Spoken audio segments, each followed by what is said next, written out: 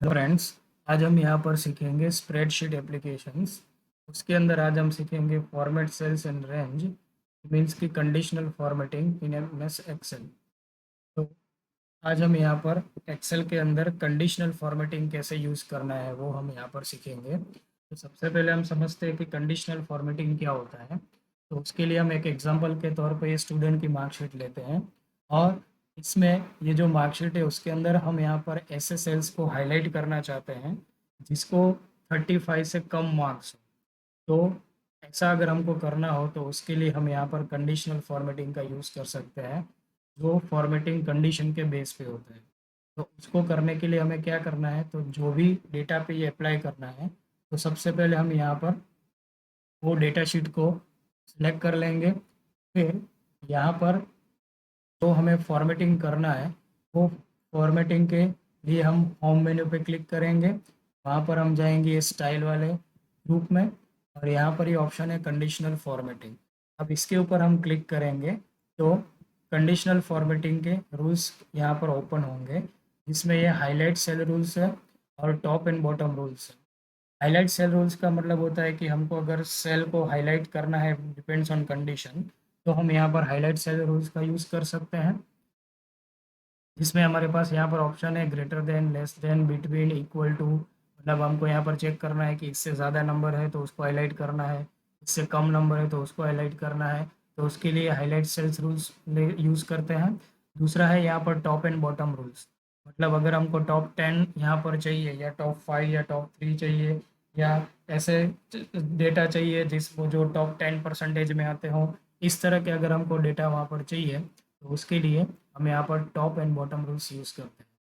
अभी हमारे एग्जांपल में हमको ऐसे सेल को हाईलाइट करना है इसलिए हम यहाँ पर हाईलाइट सेल्स रूल्स यूज़ करेंगे जिसके अंदर हमको ये चेक करवाना है कि 35 से कम मार्क्स किसको है उसको हाईलाइट करना है। तो कम मार्क्स है इसलिए हमको यहाँ पर लेस देन को सिलेक्ट करना है। इसके ऊपर हम क्लिक करेंगे तो यहाँ पर हमको ये पूछेगा कि format cells that are less than हमको यहाँ पर करना है 35। मतलब ऐसे सेल जिसमें वैल्यू है वो लेस देन 35 है। तो यहाँ पर हम देख सकते हैं कि ऐसी वैल्यूज़, क्योंकि इसको हमने पूरा सिलेक्ट किया था तो ये वैल्यूज़ भी वो वहाँ पर कंसिडर करेगा। तो अगर ये नहीं चाहिए तो हम क्या करेंगे, तो सबसे पहले जितनी जितने सेल्स है उसके जिसमें हमको ये हाईलाइट करना है उतने सेल्स को ही हम यहाँ पर सेलेक्ट करेंगे।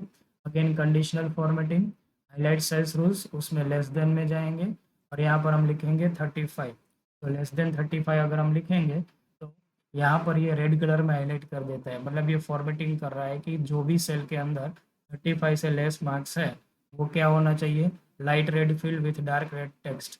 इसके अलावा और कोई हमको सेट करना है तो यहाँ से हम सेट कर सकते हैं, जैसे येलो करना है तो येलो कर सकते हैं या फिर अपने हिसाब से हमको करना है तो कस्टम फॉर्मेट हम यहाँ पर यूज़ करेंगे, उसमें ओके करेंगे। तो यहाँ पर हमको ये रूल्स पूछेंगे जिसमें हमको क्या करना है वो हमको दिखाना है। जैसे फॉर एग्जांपल बोल्ड करना है तो ये बोल्ड हो जाएगा। फिर अगर उसमें शेडिंग भी सेट करना है तो कस्टम फॉर्मेट में जाएंगे। यहाँ पर बोल्ड तो हमने सिलेक्ट कर लिया है, फिर ये फिल में जाएंगे और फिल में उसको रेड कलर से फिल करना है तो हम यहाँ पर रेड कलर कर देंगे और फिर यहाँ पर ओके करेंगे तो ये रेड कलर में आ जाएगा और इसके हिसाब से हमको पता चलेगा कि कितने वो 35 से कम मार्क्स है और कौन सा सब्जेक्ट में।